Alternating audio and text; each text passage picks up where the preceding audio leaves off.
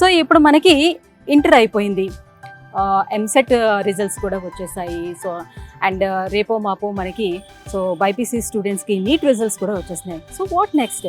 So ఇక్కడ foundation బాగున్నది అంటే ఇక్కడ ఏదైతే మనం తీసుకుంటామో నిర్ణయం, ఈ స్టెప్ అనేది మన కెరియర్ పాయింట్ని డిసైడ్ చేస్తుందని ప్రతి ఒక్కరికి తెలిసినటువంటి విషయమే. విద్యార్థులు ప్రస్తుతం మంచి యూనివర్సిటీస్ కోసం అని సర్చ్ చేస్తున్నారు కాబట్టి సో మీ అందరికీ అటువంటి ఒక మంచి యూనివర్సిటీని సజెస్ట్ చేయడానికి నేను వచ్చేసాను. డెహ్రాడూన్లో ఉన్న ఉత్తరాంచల్ యూనివర్సిటీకి వచ్చేసాను.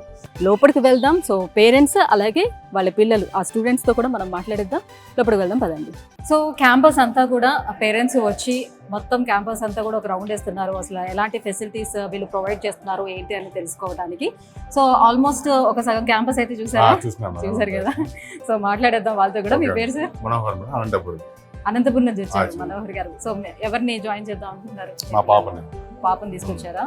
ఓకే. సో మొత్తం క్యాంపస్ చూసారు కదా, ఫ్రమ్ స్టార్టింగ్ అవర్స్ మొత్తం చూసారా? అన్ని చూసారా? ఎలా అనిపిస్తుంది? బాగుంది, చేర్పించాలనుకుంటున్నాం. బాగుంది.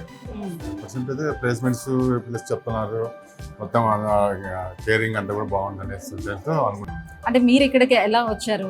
రిఫరెన్స్ వచ్చారు అంటే మేము యాక్చువల్ అయితే నెట్ లో చూసారా? దాని నుంచి వచ్చేసి సార్ కన్సల్టెంట్ ఇంటర్వ్యూ చేస్తాము. దానివల్ల వచ్చి ఓకే. ఓకే. సో ఇప్పుడు వరకు చూసిన దాంట్లో అంటే ఇక్కడ ఫుడ్ అలాంటివి ఏమైనా టేస్ట్ చేసి చూసినా మేడం? బాగుంది, బాగానే ఉన్నాయి. ఫుడ్ వరకు అయితే బాగుంది, అంటే సౌత్ సైడ్ ఫుడ్ అయితే ఉన్నా అవే ఉన్నాయి. రైస్ అన్ని కూడా కర్రీస్ అయితే ఉన్నా నార్త్ సైడ్ సౌత్ సైడ్ ఉంది. ఓకే. సో సౌత్ వాళ్ళకి ఇక్కడ actually south separate, north separate పెడుతున్నారు కదా. సో జనరల్గా అయితే నార్త్ వైపు వెళ్ళేటప్పుడు వాళ్ళు ఏ ఫుడ్ ప్రొవైడ్ చేస్తే మనం అదే ఇక్కడ అలాంటివి లేకుండా సౌత్ వాళ్ళకి సౌత్ డిసైడ్ అయిపోయింది. నార్త్ తెలియదు కానీ సౌత్ వాళ్ళకి అయితే మనం సపరేట్గా పెట్టినా తిన్నాము. బాగుంది. ఓకే. థ్యాంక్ యూ అండి. ఓకే.